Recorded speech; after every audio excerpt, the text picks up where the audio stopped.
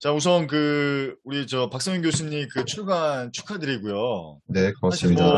제가 보니까 11명 공주이긴 하지만 거의 박성윤 교수님이 다 쓰셨다, 뭐 대표 저자이시긴 한데 거의 다 쓰셨다고 볼 수도 있죠. 아닙니다. 제가 일장만 쓰고요. 예, 아, 그러시구나. 수정을 예, 한 20% 정도씩 한 것 같아요. 각 아, 장마다. 조금씩 예, 조금씩 이렇게 수정 예, 작업을. 예, 아, 그러면 아세안 주재원이 바라본 진짜 아세안에 관련돼서 박성윤 교수님 네네. 먼저 뭐 저자 소개 간단히 해주시고, 그리고 네네. 이제 책 소개 한번 해주시죠. 네, 아유, 고맙습니다. 네. 저는, 배워야대 박성민 교수라고 하고요. 사실 이제 회사를 다니다가, 저도 이제 해외 파견 생활을 하다가, 이제 학교로 오게 돼서, 해외 주재원 A2 제시라는 2014년에 출간이 됐고요. 올해 이제 개정판이 출간이 됐습니다. 그러니까 저는 기본적으로 이제 해외 주재원에 대한 연구를 많이 하고 있고요. 아마 검색해 보시면 우리나라에서는 주재원 논문을 가장 많이, 지금까지는 아, 가장 많이 쓴 그러시구나. 네. 연구자이고요. 그다음에 음, 경험이 있기 때문에 이제 실무적인 그런 강의나 컨설팅을 많이 하고 있고요. 제가 이제 운이 좋게 사실 2019년 말에 여러 좋은 분들을 소개받았어요. 그래서 그때 이제 포스트 차이나로 코로나19 전에 베트남이 부각이 되면서 이제 베트남 일을 하면서 이 아세안에 대한 내용을 좀 많이 보고자 했는데 없더라고요. 그러니까 음, 뭐 예를 들어 베트남만 있는 내용, 뭐 인도네시아만 있는 내용, 싱가포르만 있는 내용 이 정도 세 개 국가 네, 말고는 책이 없어서 음, 제가 좋은 분들 소개받은 김에 그분들과 같이 아세안 10개국 음, 전부 한번 집필해 보는 게 어떨까 음, 해서 이제 2019년 말에 시작이 됐는데, 뭐, 사실 이제 12분, 그러니까 11분, 저 말고 11분이랑 같이 훌륭한 분들이랑 쓰기 시작했는데, 이제 뭐 주재원이 바뀌고, 그 다음에 상황이 안 좋고, 그래서 저자가 좀 바뀌고, 그 다음에 음. 작년에 이제 코로나 상황이 터지면서 출판사도 한 두 번 바뀌고, 아, 그래서 3년 그러시구나. 만에 보통 이제 책을 낼 때 3교를 하는데, 네네. 워낙 이 아세안이 많이 바뀌고 코로나19 때문에 상황이 바뀌어서 네. 무려 4교를 해서 나온 책이 음, 바로 이 책입니다. 그래서 아, 사실 저는 이게 열 번째 책인데 더 이상의 이보다 더 나은 책을 쓸 것 같진 않아요. 그래서 주재원과 관련돼서. 제 인생 책이라고 말씀을 드리고 싶고요. 아, 실제로 아시아 10개국에서 전 현직 주재원 분과 그다음에 브루나이 같은 경우에는 주재원이 없기 때문에 전 대사분을 섭외를 해서 정말 생생한 이야기. 그러니까 어, 데이터나 미디어가 아니라 본인들의 어떤 비즈니스나 시행착오를 담아낸 그런 제 인생책이라고 말씀을 드릴 수가 있습니다. 사실 제 인생책은 해외 주재원 A2 제시였는데 이번에 바뀐 것 같습니다. 아, 그렇군요. 네, 그러면은 제가 뭐 아예 그냥 거두절미하게 직접적으로 네네. 여쭤볼까 하는데, 사실 저도 이제 기업 교육을 이제 뭐 리더십이나 뭐 비즈니스 관련돼서 이제 출강을 하다 보면 이제 주재원 관련된 부분에서 가끔 이제 얘기를 듣긴 해요. 그런 교육에 대한 부분을 진행했다. 혹시 아는 분이 계시냐? 뭐 이렇게 듣긴 하는데, 주재원을 이렇게 예전에는 뭐 굉장한 뭐라 그럴까, 프라이드를 가졌다고 해야 될까? 근데 요즘은 그런 분위기가 아닌 것 같더라고. 오히려 약간 좌천받는 듯한 느낌으로, 그래서 오히려 원하지 않는 듯한 느낌으로 하는 그 직원들이 많다고 얘기를 들었어요. 이와 관련돼서 교수님은 뭐라고 말씀해 주시겠어요? 그리고 주재원의 뭐 장단점이 될 수도 있지만 난 이래서 주재원을 강력하게 추천하면서 뭐 곁들여서 이렇게 추가 말씀해 주시면 좋을 것 같아요. 일단 지금 이제 MZ 세대가 전면에 등장을 하고요. 전체 구성원의 40%가 넘어갔어요. 모든 음, 회사마다. 뭐 음, 차이는 조금씩 있겠습니다만. 자, 근데 그럼에도 불구하고 일단은 회피하는 분위기보다는 가려는 분위기는 더 많다고 생각해요. 그러니까 업종에 따라 다르고 국가에 따라 다르긴 한데 네. 사실 주재원 선발이 된 분들은 90% 이상은 그 성과 등급이 우수하신 분들이에요. 왜냐하면 음, 로열티나 성과가 낮은 분들을 보내는 경우도 있긴 하겠지만 네네. 90%는 일단 내가 해외 법인을 보낼 때는 국내 법인보다 인원수도 적고 그다음에 할 일은 많기 때문에 멀티플레이어가 돼야 되고 그다음 음, 조직이 믿을 만한 사람을 보내야 되기 때문에 음, 대부분은 성과가 S나 A 등급 이상이신 분들을 음, 90%는 보내고 있고요. 음, 말씀하신 대로 이제 MZ 세대 중에 일부는 이제 어떤 뭐 일과 가정의 어떤 워라밸이라든지 아니면은 근무지의 어떤 변화를 싫어하신다든지 아니면 같이 이제 맞벌이를 하시기 때문에 같이 함께 못 나간다든지 이런 네네. 문제가 생기면서 이제 기피하는 현상. 그리고 이제 파견 국가가 굉장히 다양화되고 있어요. 그래서 제가 아시는 분은 그 쿨러닝에 나왔던 자메이카를 간 분도 계세요. 이제. 어, 이제 자메이카까지 주재원을 가는 네, 시기거든요. 그리고 뭐, 네, 사실 가기 싫은 나라들 뭐 있지 않습니까? 네, 있을 수 그러니까 있죠. 그런 데는 사실 누구나 기피를 하게 되면서 그 박사님 말씀대로 아무래도 이제 그게 이제 좌천성으로 가는 케이스들도 일부는 있습니다만 음, 아직까지는 90% 이상은 우수 인재를 로열티가 좋은 인재를 보내고 있고요. 음, 그래서 장점은 네, 현재 가서 멀티 역할을 하다 보니까 성장이 많이 돼요. 물론 성장통은 겪습니다. 네네. 성장통은 겪습니다만 그 음, 다음에 리더십 파이프라인이 점프가 됩니다. 그러니까 음, 보통 여기서 과장은 실무자잖아요. 네네. 근데 과장이 나가면 거기선 최소 팀장이에요. 그렇죠, 그렇죠. 해야죠. 예. 부장님이 나가면 그냥 임원이라고 보시면 돼요. 음, 그러니까 리더십 파이프라인이 점프가 되면서 어떤 메이킹 디시전이나 아니면 리더십 음, 훈련이나 아니면 리스크 아, 매니지먼트나 자연스럽게. 그렇죠. 그래서 갔다 와서 성장함을 느끼고요. 실제로 4대 그룹의 임원 인사를 보면 70%는 다 주재원 출신이에요. 아, 그렇군요. 70%는 진짜로. 음. 그게 이제 장점인데 단점은 원하는 나라를 골라가기가 힘들다. 그러니까요. 그다음에 그래서 그 부분이 네, 참 애로사항이 있을 것 예, 같아요. 예. 음, 그다음에 이제 파견 임기가 보통 4년 플러스 마이너스 1인데 이제 사실 이제 이게 내가 잘못해서가 아니라 예를 들어서 아르헨티나로 간 제 후배 같은 경우에는 아르헨티나가 지금 디폴트 일보 직전이잖아요. 네네. 뭘 해도 안 돼요. 아, 그렇겠네요. 뭘 해도 마이너스예요. 작년에 필리핀에 갔던 제 후배는 갑자기 코로나가 터지면서 원래는 매출이 늘어나야 되는데 매출이 줄어들면서 사실 그 파트너, 그 에이전시랑 손해보전금에 대해서 그거를 해주는 계약 조항이 있어서 본인은 잘했지만 코로나가 터져서 마이너스가 돼서 저성과자가 된 케이스도 있긴 해요. 그러니까 아, 그 억울하면. 나라의 경제 상황이 도와주면 음, 귀임해서 예, 커리어 패스는 좋습니다. 아, 커리어 패스는 성장을 해서 오고. 오히려 그러니까 그런 기회가 오면은 주저하지 말고 강력하게 추천하고 싶은 마음이시라는 거죠.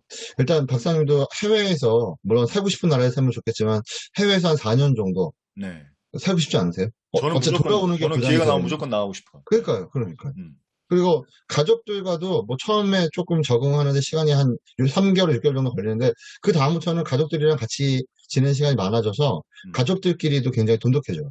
추억도 음. 많아지고. 그러니까 실제로 네, 교수님 같은 경우는 그런 부분에 경험이 워낙에 다양하게 있으시니까 실제로 가정에서도 그렇고 그 뭐 중국도 베트남도 꽤 오랫동안 계셨죠? 뭐 6년. 네. 야, 그럼 뭐 거의 야, 통이시겠네요. 아, 표현이 통은 맞을지 아닙니다. 표현이 박사님 맞을지 절대 통은 모르겠는데 아닙니다. 저는 절대 아, 전문가라는 얘기를 한 적이 없습니다. 아, 그냥 그렇군요. 실무자, 실무자. 실무자. 네. 제 네, 은어를 써서 네, 그러면은 그 이제 그 뭐 간단하게 제가 이렇게 그 내용들을 이제 뭐 중간중간 이렇게 보게 되면 네, 뭐 베트남, 뭐 태국, 뭐 싱가포르, 인도네시아, 말레이시아 이제 쭉 여러 나라들이 이렇게 쭉 나오는데 그 부분에 대해서 한 세 개 나라 정도를 뭐 다 저기 할 수는 없겠지만 네, 네, 국가별 뭐 가장 뭐 어떤 그 트렌드라고 해야 될까 흐름이라 해야 네, 될까요? 어떤 전망이라고 해야 될까? 네, 네. 이런 부분에서 어쨌든 뭐 지금 뭐 가장 많이 출국한 국가가 뭐 베트남, 우리나라 사람들이 가장 3년 내에 가장 많이 가는 베트남인데 일단 베트남하고 어쨌든 중국하고 이렇게 또 오랫동안 계셨으니까 베트남과 뭐 중국에서의 어떤 주재원 생활을 빗대어서 전체적인 인사이트를 한번 전해주시면 어떨까 싶어요. 일단은 저는 앞으로 주목할 나라가 이제 베트남 이외에 음. 지금 여기 책에서는 뭐 다 사실 기회가 네, 있어요. 다 기회가 네. 있는데 우리가 눈여겨볼 국가가 인도네시아, 아, 예, 인도네시아. 그다음에 말레이시아, 아, 예, 말레이시아. 그다음에 그 필리핀, 필리핀. 예, 이 세 나라를 우리가 앞으로 더 눈여겨 보셔야 오히려 될 것 주목해야 같아요. 된다. 예, 이유가 있다면, 일단 박사님 질문하신 거는 좀 이따 대답을 네네, 해드리고 네. 사실 미얀마도 들어가 있었는데 미얀마는 이제 군부 쿠데타가 일어나서 그러니까요, 네. 예, 향후 10년간은 장담이 안 될 것 같고요. 그 인도네시아 같은 경우에는 조코이 대통령이 문재인 대통령한테 형님이라고 부를 정도로 이 아세안 10개국 정상 중에서 우리나라랑 가장 가까워요. 아, 친분이 예, 예. 그리고 있군요. 조코 도도이 대통령 딸이 BTS의 아미예요. 아, 아, 그렇군요. 예. 그리고 어, 이번에 재임을 하셨는데 이분이 수도를 옮기기로 하셨어요. 어, 그래서 지금 자카르타가 너무 엉망진창이거든요. 사실 네, 네. 자카르타 가보셨어요, 선생님? 아니, 못 가봤습니다. 가지 마세요. 아, 여행으로는 갈 만한데 정말 아, 복잡해가지고 아, 정말 제가 전 세계 웬만한 도시를 한 50개 도시 이상 네, 가봤지만 네. 교통이 그렇게 엉망진창인 데는 진짜 찾아보기 쉽지 않습니다. 어, 예, 그래서 아시아에서 진짜 드물게 교통 음, 지옥이고요. 음, 그다음 너무 과밀화되어 있고, 그다음에 이제 네, 이 난개발이 또 많이 되어 있어서, 예, 음, 다른 쪽, 깔리만시라는 다른 쪽 섬으로 아예 이주 계획을 세웠어요. 그러다 보니까 음, 사실 인프라가 옮겨가야 되고, 건설도 옮겨가야 되고, 여러 가지 뭐 수도를 옮긴다는 게 엄청나잖아요. 우리도 지금 네, 세종시 네, 옮길 네. 때도 그렇죠. 마찬가지였지만, 그래서 우리나라 기업한테는 향후에 기회가 굉장히 많을 겁니다. 그리고 음, 인도네시아 인구가 2억 6천이에요. 세계 4위입니다. 섬나라라서 우리가 잘 모르는데 세계 4위 인구라서 그렇게 많군요. 예, 예. 시장도 되게 저렴. 평균 연령이 25세에서 66세 사이거든요. 평균 연령이 베트남보다 더 더 어리다고요? 어립니다. 왜 특별한 이유가 있나요? 왜 거의 내전하게 일단 많나요? 평균 수명 자체가 높지 않은 상태에서 이제 아이들은 이제 출산이 많기 때문에 예, 아, 출산이 많기 때문에 독특하네요. 예, 예. 그거 아세안 국가가 다 비슷한 것 같아요. 그러니까 음, 저 뭐냐 싱가포르하고 브루나이를 제외하고서는 전부 다 인구는 젊습니다. 예, 전부 다 아, 젊어요. 그래서 그렇군요. 우리나라 기업한테는 앞으로 기회가 많을 겁니다. 예. 야, 그리고 이제 말레이시아 같은 경우에는 지금 박사님 무슨 반도체가 부족하다는 얘기 뉴스 많이 들으시죠? 디램 반도체가 뭐 부족하다, 뭐, 그쵸? 네. 사실 이제 비메모리 반도체를 아시아에서 제일 많이 생산하는 데가 말레이시아예요. 아, 아마 그런가요? 잘 모르셨을 텐데 말레이시아가 굉장히 지질학적으로 안정적이어가지고 말레이시아 동부 해안에 네덜란드하고 독일계 차량용 반도체 회사들이 되게 많아요. 그래서 지금 아, 반도체가 왜 부족하냐면 거기가 코로나로 봉쇄가 돼서 일을 못했잖아요. 아, 중국하고 베트남이 문제가 아니라 말레이시아가 지금 문제여가지고 지금 그렇게 된 반도체가 거군요. 차량용 반도체부터 해서 비메모리 반도체가 다 부족한 거거든요. 음, 그래서 이 말레이시아는 이 동남아시아에서는 아시안 국가 중에서 싱가포르 이상으로 치안도 좋고요. 음. 되게 정치가 안정적이에요. 그렇다는 얘기 들었습니다. 예, 예, 맞아요. 예. 그리고 뭐 나름대로 이제 2차 대전 뭐 영국령을 하면서 영국 교육 시스템을 빨리 도입을 했기 때문에 교육 수준도 높고요. 그다음에 영어를 90% 정도는 다 합니다. 예, 어, 예. 그래서 투자하기나 일하기 괜찮은 나라고요. 인적 자원 아, 수준도 괜찮고. 그리고 이제 공용어는 말레이시아 공용어가 있나요? 기본적으로? 말레이어입니다. 말레이어. 그러니까 말레이계가 한 50%, 그다음에 화교가 30%, 음. 그리고 인도계가 한 11% 정도 되고 나머지 기타인데 이 아, 세 개 민족이 일단은 공용어로 영어를 거의 다 씁니다. 예, 그리고 아주 공용어요. 화교들은 중국어를 쓰고요. 그렇군요. 예, 예, 하긴 쿠알라룸푸르인가? 거기로 예, 어학연수 예. 많이 보낸다는 걸, 맞습니다. 네, 예, 정보를 예, 보고 있어요. 예, 싸고 좋습니다. 가성비가 좋은 곳이고, 그리고 그렇군요. 영국 대학 진학이 가능한 곳이에요. 왜냐하면 어, 영연방 국가이기 때문에 영국 대학 입시를 볼 수가 있어요. 그럼 말레이시아로 갔다가 영국으로 이렇게 예, 교환 뭐 그런 비슷하게. 케이스들이 많아서 지금 말씀하신 쿠알라룸푸르에 한 2천 명 정도 기러기 어머니들이 계시고 한국 있습니다. 기러기 예, 엄마들. 예, 예. 그 목적으로. 그렇군요. 예, 예. 시장이 꽤 큰데요? 2천 근데 명이나 인구는 있으면. 많지 않아요. 3,200만밖에 안 되는 인구지만 어쨌든 시장이 안정적이고 제가 봤을 때 생산 기지로서 특히 어, 고급 인재를 활용한 생산 기지로서는 아세안에서 괜찮은 국가입니다. 아, 놀라운 사실 알았는데요. 예, 그리고 은퇴 후에도 나중에 박사님 살기 괜찮은 곳입니다. 왜냐면 싱가포르랑 비슷한 환경에서 물가는 60%밖에 안 돼요. 그리고 치안도 좋고. 시안도 좋고 그리고 이슬람 국가지만 외국인한테 굉장히 우호적입니다. 그렇군요. 예. 혹시 교수님도 계셨어요? 말레이시아? 한 3개월 정도 3개월 있었습니다. 정도 계셨고. 예. 그 얘기는 되게 많이 들었었어요. 그러니까 한국에서 어떤 어학연수로 이제 필리핀이라든가 싱가포르라든가 해외 이런 보다는 말레이시아가 치안도 좋고, 네, 맞습니다. 전체적으로 인구도 뭐 굉장히 음, 뭐 순하고 뭐 이런 네네. 얘기를 좀 들었던 것 같아요. 네, 네. 음, 그리고 필리핀은 필리핀. 두르테가 대통령이 별로이긴 합니다만, 네. 일단 인적 자원이 많아요. 음, 인구가 1억이 넘습니다. 아, 그렇군요. 섬나라지만 전부 다 무시를 하는 경향이 있으신데, 예, 음, 1억 천 정도 되고요. 물론 음, 비공식적으로 더 많을 수도 있어요. 왜냐면 네. 우리처럼 인구 총조사를 2년마다 한 번씩 하는 게 아니기 때문에.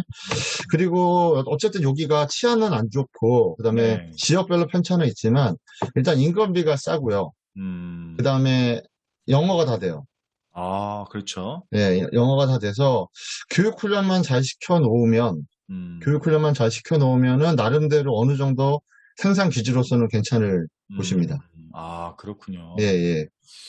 관광지로만 생각을 하시는데, 물론 세부는 관광지로 좋은 지역이지만, 음, 팔라완이나, 네네. 이 북부의 그 루손섬이라고 그러죠. 그 지금 마닐라가 있는 루손섬 쪽으로는 생산 기지로서도 괜찮을 것 같아요. 음, 그러면은 주전으로서 추천하는 나라는 뭐 어쨌든 이 나라 다 추천하시겠지만, 네네. 아까 베트남, 중국을 포함해서 가장 추천하는 나라가 있다면, 일단은, 만약에 본인이 지원할 수 있다라고 하면 어디를 저는 추천해 그냥 주세요? 보내주면 갈 것 같아요. 아무 데나. 아무 데나. 네. 아, 요 10개 그렇군요. 나라는 보내주면 갈 것 같고요. 음, 아까 박사님이 질문하신 중국하고 베트남의 어떤 차이를 말씀을 드리자면, 사실 중국 같은 경우에 2010년 이전에, 그러니까 제가 많이 다니고 있었을 때만 하더라도 한국인에 대해서 굉장히 존중을 많이 했어요.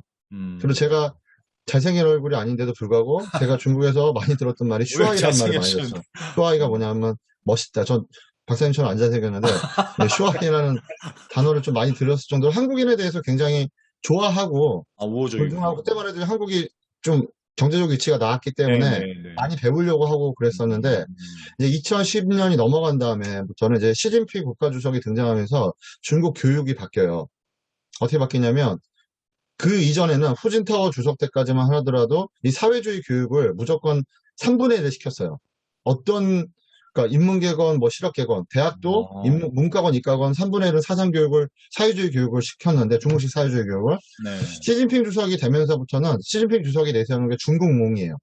아, 1839년에 아편 전쟁부터 그 중국이 당하기 시작했던 그걸 이제 돌려주고 음. 중국이 세계적으로 굴게 하겠다. 이게 이제 중국몽이거든요. 그래서 일종의 중화사상이죠. 네. 그렇죠. 네. 그 교육을 아이들한테 시키기 시작했어요. 음, 그래서 나타난 최근의 트렌드가 이번에 6.25 전쟁을 잘못, 자기네 멋대로 만든 장진호. 해석하고, 예. 네, 장진호. 그 다음에 음, 전랑이라는 뭐 늑대 그 외교관 1, 2, 전랑 1, 2 이런 영화들을 보면 이런 시진핑의 교육 자체가 음, 바꿔놨어요, 중국 사람들을. 그래서 음, 소분홍이라고, 그러니까 음, 빨강이 되기 전에 소분홍이라는 표현을 쓸 정도로 네. 찌링호, 링링호, 그러니까 90년대생이나 2000년생들이 많이 바뀌었어요. 그러면서 한국에 대한 어떤 환상 이런 거 별로 없고요. 그러니까 음, 한국을 갖다 사실 이제 낮춰보는 경향이 더 강해졌고, 음, 그래서 우리나라 기업들이 굉장히 많이 지금 고전을 하고 있습니다. 이미 뭐 네. 들어서 아시겠지만, 삼성 휴대폰 부분은 다 빼가지고 텐진에 네. 있는 번 빼서 베트남으로 갔고요. 그 음, 다음에 가전도 굉장히 많이 음, 축소되어 있고, 음, 반도체 정도만 지금 가동이 되고 있고, LG 같은 경우에도 지금 수저 공장을 굉장히 많이 축소를 시켜놓은 상황이고, 음, SK는 철수 전략을 지금 쓰고 있고요. 음, 롯데는 아시다시피 철수를 했습니다. 그래서 네. 중국 상황이 또 최근에 또 전력난까지 있다 보니까 제가 아는 포스코 후배는 지금 놀고 있어요. 전기 아, 공급이 안 돼서. 아, 그러니까 여러 가지로 지금 중국 비즈니스 환경이 굉장히 불확실하고 어려운 상황이어서 음. 주재원 분들한테는 쉽지 않은 네, 그런 그런 것 상황인 것 같아요. 같아요. 예. 예. 반면에 이제 베트남 같은 경우에는 이제 뭐 박항서 감독님의 효과 플러스 우리나라 기업이 전체 직접 고용의 4분의 1을 하고 있어요.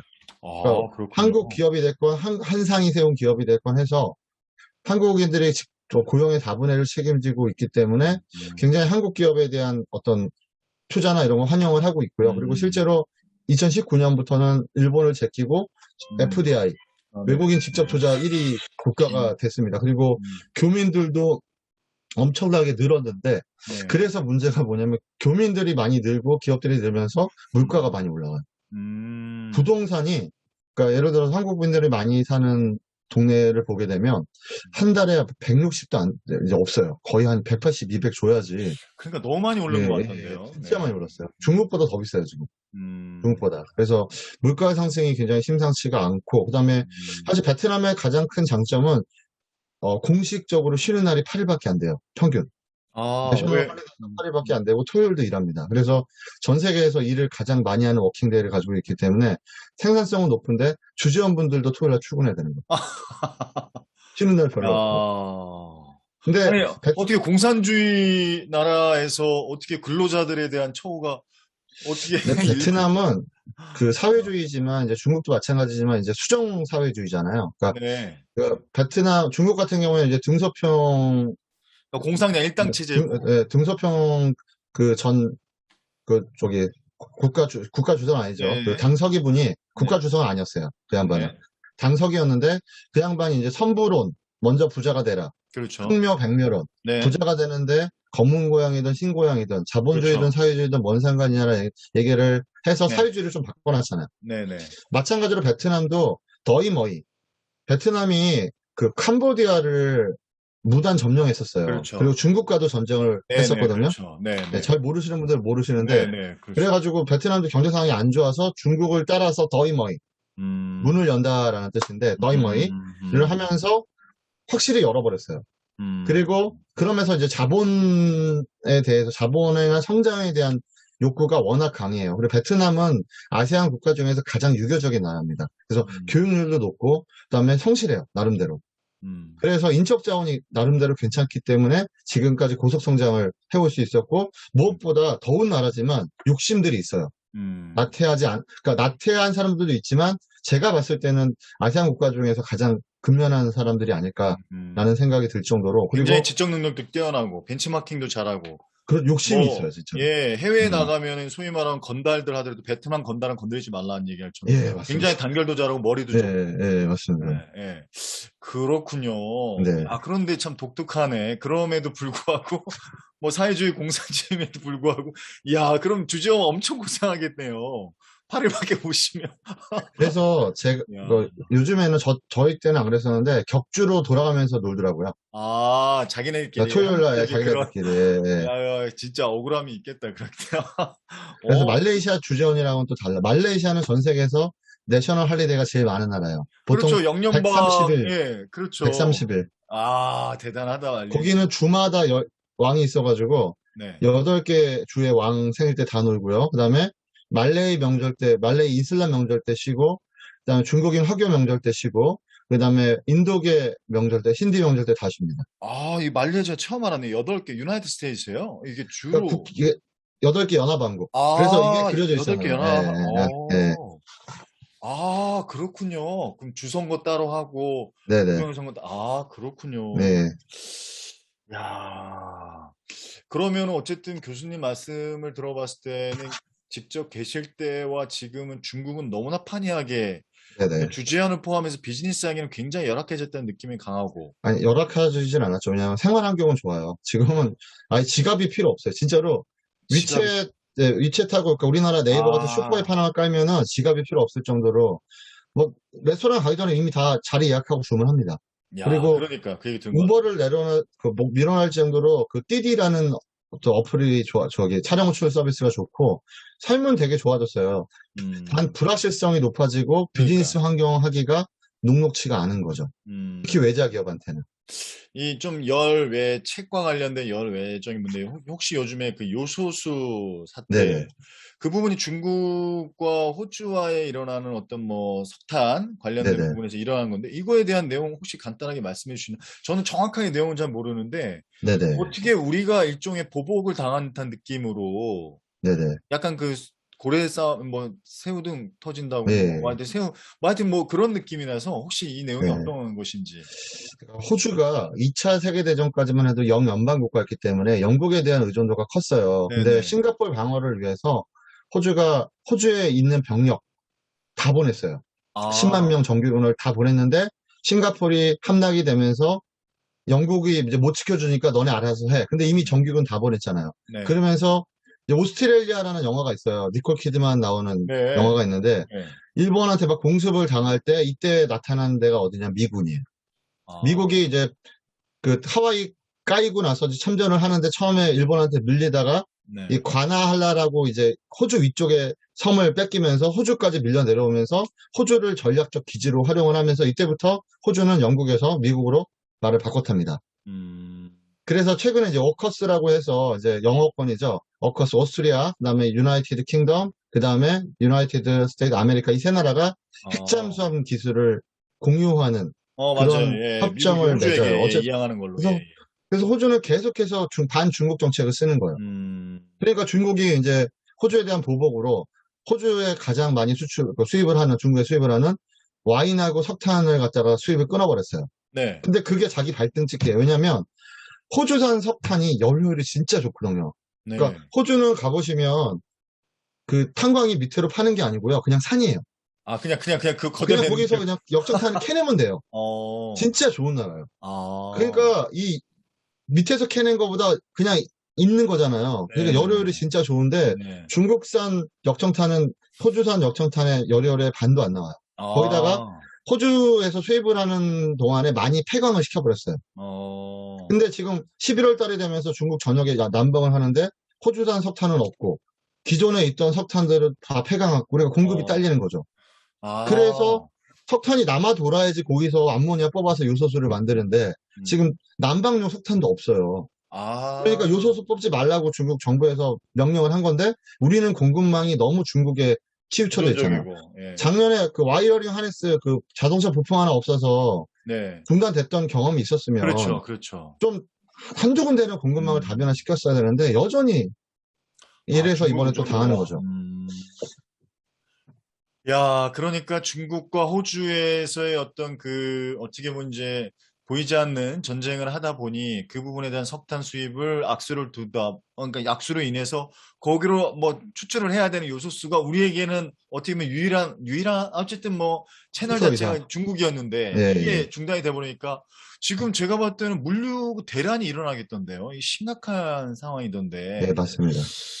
야, 이거 참 국제 경제, 국제 관계 속에서 참 한국에서의 그 특히 야, 이 비즈니스는 지금 직격탄을 맞으니까 아무튼 오늘 그 주전 관련돼서 책 얘기하다 보니까 세계 경제에 대한 얘기까지 하고 너무 좋은데요. 너무 다양한 박사님, 그 측면들을 주재원은 지금 박사님이 보시는 것처럼 이 빅픽처를 좀 아셔야 돼요. 왜냐면 한 그러니까요. 나라에서만 돌아가는 게 아니고 세계화는 공급망이 같이 밸류체인이 엮여 있기 때문에 다 아셔야 됩니다. 박사님이 바라보시는 그렇네요. 시각처럼. 그러니까 제가 30대 중반에 남아공을 나간 적이 있는데 그때 주재원으로 왔던 친구가 2년 정도 있다 가는데 되게 막 짜증내면서 빨리 돌아가고 싶다고. 그래서 음, 이게 오는 친구들이 다 좋아하는 게 아니구나. 그리고 이제 남아공 특유의 어떤 치안 불안, 뭐 여러 가지 이제 원거리 뭐 이런 것들 때문에 그래서 주재원들이 항상 좋아하지 않는다라는 이런 나름의 어떤 선입견이 좀 있긴 한 것 같아요, 제가. 근데 말씀 듣다 보니까 저도 막 이렇게 막 뭐라 그러죠? 이렇게 막 확 타오르는 듯한 느낌. 너무너무 멋지다라는 느낌이 드는데, 사실은 그러면 어떤 본질적인 내용을 저희가 얘기를 했어야 되는데, 주재원으로서 뭔가 회사에서 어떤 발령이라든가 어떤 이런 부분들을 받았을 때 제일 준비해야 될 것들이 뭘까요? 나라별로 다 추천한다고 하셨는데, 그거를 공통적으로 이 아세안 국가 10여 국에 나간다는 전제하에 네. 주재원으로서 물론 교육을 하시는 와중에서 세부적인 부분은 당연히 교육을 받아야 되겠지만 이런 부분들은 반드시 알고 나가야 된다라는 부분을 간이 미니 특강한다 생각하시고 한번 말씀해 네. 주신다면 네, 아, 주재원 교육에 한다 핵심적인 생각하시고 내용을 질문해 주셔가지고. 네네. 일단은 우리나라 사람들이 아세안 쪽에 여행을 많이 다녀보셨기 때문에 아세안을 잘 안다고 생각을 하시는데 제가 지금 방금 전에 말씀드린 대로 인도네시아 인구가 그렇게 많고 잘 필리핀 몰라요. 인구가 그렇게 몰라요. 그러니까 예, 예, 그러니까 예. 저는 근자감이라고 그걸 생각을 합니다. 음, 여행 몇 번 갔다고 해서 그 나라를 아는 건 아니거든요. 그렇죠. 예, 심지어 10개국 화폐도 잘 모르실걸요, 아마. 여행 안 맞아요, 갔다 오신 맞아요. 나라들은. 예, 맞아요. 자, 그래서 근자감을 버리시고 그 나라에 대해서 관심을 가지고 학습을 하셔야 돼요. 음, 우리보다 못 산다고 해서 그 나라가 역사가 없고 비즈니스 매너가 없고는 아니거든요. 그러니까 그렇죠.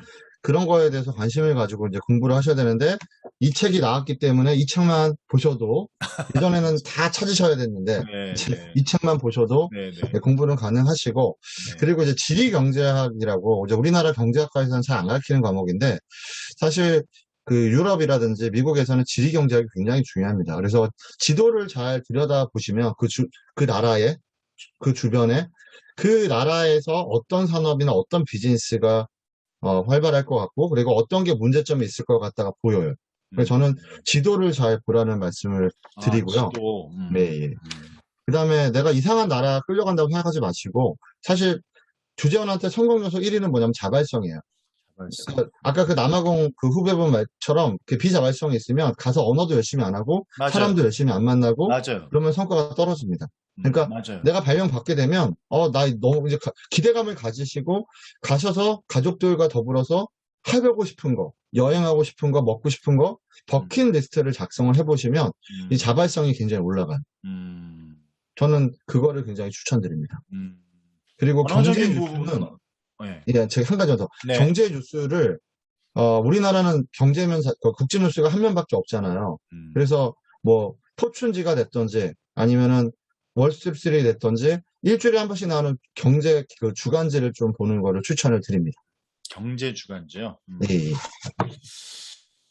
뭐, 기본적으로 이제, 저는 여쭤보려고 했던 게 이제 언어적인 부분을 다 마스터하면 좋겠지만, 기본적으로는 언어적으로는 어쨌든 영어가 기본에 대한 부분은 마스터가 좀 돼야 되겠네요. 그래야 현지에서의 어떤, 물론 이제 현지어를 다 뭐 지금 마스터하면 좋겠지만, 언어적인 부분의 어떤 한계들은 좀 어떻습니까? 뭐, 일단 그 전 세계 어딜 나가시든지 간에 주재원의 기본은 영어고요. 음, 이제 말씀하신 대로 현지어를 이제 하면 좋은데 아세안이 이제 현지어가 많이 필요해요. 음, 태국어 근데 문제가 뭐냐면 태국어는 5성조고요. 아, 베트남은 6성조예요. 그러니까 제가 아, 중국어를 해서 4성조까지는 어떻게 되겠는데 5성조, 6성조는 쉽지가 않습니다. 그래서 아, 사실 태국이나 베트남 가시는 분들은 듣기만 하셔도 듣는 것만 하셔도 굉장히 성공했다고 보시면 될 것 같고 그다음에 야, 인도네시아하고 그 말레이시아는 마이너라는 언어를 쓰는데 그거는 할만합니다.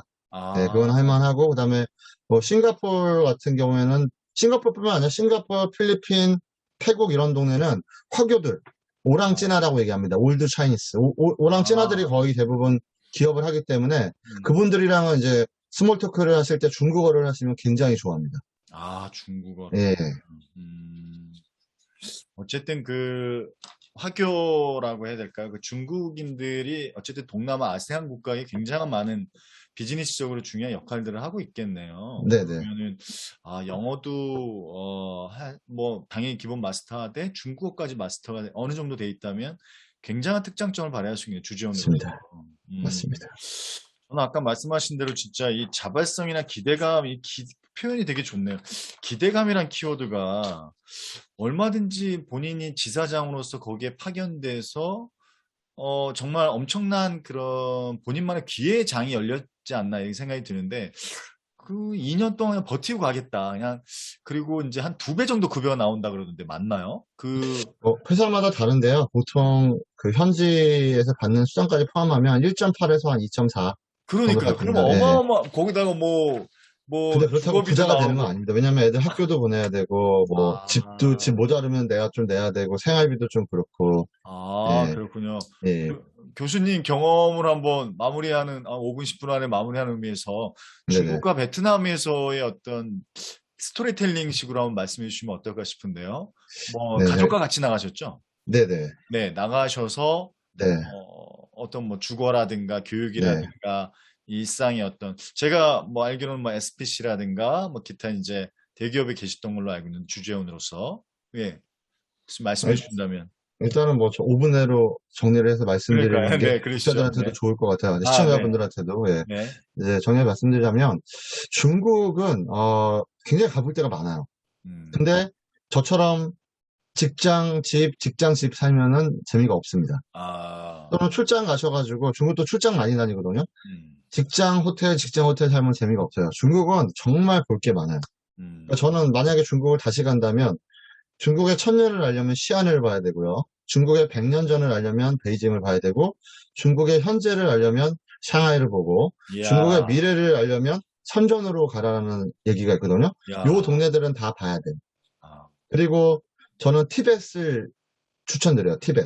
그 티베트. 중국에 가셔야만 가볼 수 있는 곳이에요. 음, 티벳. 그리고 서유기의 그 배경이 됐던 우르무치 옆에 있는 돈황. 우르무치. 예, 유홍준 교수님이 나의 문화유산 답사기 쓰셨어요. 돈황. 아, 그리고 우리나라 뭐 민족이라면 당연히 가봐야 될 백두산. 백두산. 백두산. 그리고 안중근 의사가 돌아가셨던 다렌 하얼빈. 아, 예, 요 정도는 이제 그랜드 투어로 다닐 때가 되게 많습니다. 그래서 음식도 다양하지만 가볼 데가 굉장히 많고, 그리고 자녀분들이랑 꼭 가신다면 우리나라 임시정부가 다녔던 도망이라고 하기 그렇죠. 그 험난한 여정을 한번, 그래서 샹하이에서 루트로. 예, 항저우, 그다음에 후난, 그다음 마지막에 충칭까지 이거 아이들 데리고 아, 가시면 사실 군데군데 찾기 쉽지 않은 곳도 있는데 음, 그건 되게 인생 공부라고 저는 생각을 하고요. 그다음에 베트남은 남북부가 굉장히 차이가 많아요. 그래서 하노이로 가시는 분하고 호치민으로 가시는 분이 생활 반경 차이가 많이 나시는데 저는 그 2,400km지만 이 베트남은 남부 북부를 좀 다 남부에 계신 분도 북부에 가보시고 북부에 올라가면 하롱베이만 가시지만 저 위에 가면 사파라고 있어요. 사파. 네네. 사파 그 북부 그 중국이랑 접경 지역인데 거기 굉장히 시원하고 좋습니다. 그리고 북부에 계신 분들은 하노이만 계시고 하롱베이만 왔다 갔다 하시고 끼케야 뭐 다낭만 가시는데 밑에 호치민도 가시고 푸꾸옥도 가시고 예 그러셨으면 좋겠어요. 그러니까 가볼 데가 되게 예, 많고 남북이 좀 많이 다르다. 예, 음, 차이가 좀 많이 난다.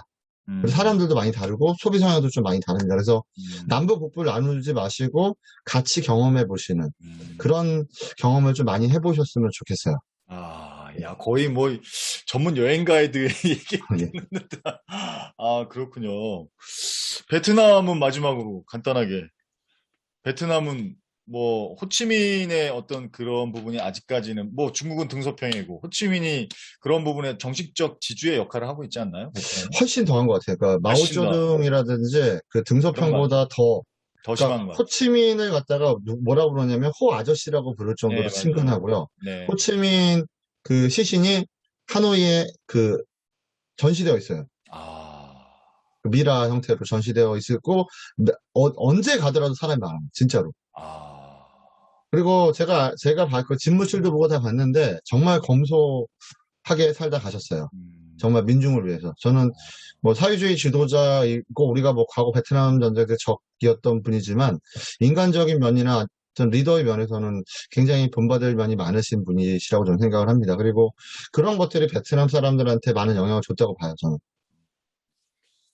좋습니다. 뭐 네, 마무리하면서 우리 그 주재원 뭐 주재원을 준비하는 분들도 포함해서 요즘에 뭐 코로나 여러 가지 경제 상황, 물가 여러 가지 인플레이션 해서 어려움 겪는 분들도 계시는데 그 네, 어려운 분들을 계시기 위해서 우리 전체적으로 뭐 글쎄요, 뭐 경영학자로서 혹은 뭐 교육학자로서 뭐 대학에서 뭐 학생들 가르치는 교수님이지만 어떤 경제학자로서 비즈니스와 관련된 부분에서 학습 조언을 마지막으로 해주신다면 네, 어드바이스 뭐 어떤 거나 상관이 없습니다. 뭐 네.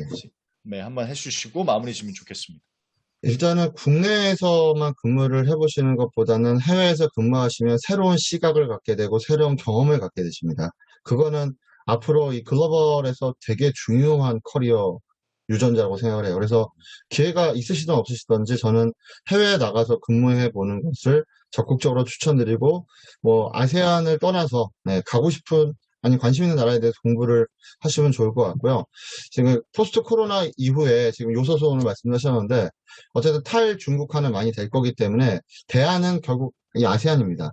예, 음, 아세안이고 사실 정보를 한꺼번에 얻기 쉽지 않은데 이 책을 보시면 정보도 얻으실 뿐만 아니라 여기에 보면 맨 뒤에 보면 저자 정보가 있어요. 저자 정보에 저자들 이메일이 있으니까 궁금하신 점은 이거 자 독자라고 이메일. 생각하시고 연락하시면 저희 저자들이 정말 훌륭하신 분들이거든요. 아마 음, 다 답을 드리고 여러 가지 제시를 아마 데이터 제시 같은 여러 가지 도움을 드릴 거라고 확신을 합니다. 그래서 관심 가지고 많이 봐주시기 바랍니다. 예, 네, 고맙습니다. 인터뷰 감사드리고요. 네네. 이후에 또 좋은 또 계기로 또 이렇게 인터뷰 한번 하도록 하겠습니다. 오늘 귀한 시간 감사합니다. 네, 고맙습니다. 네, 고맙습니다. 네. 네.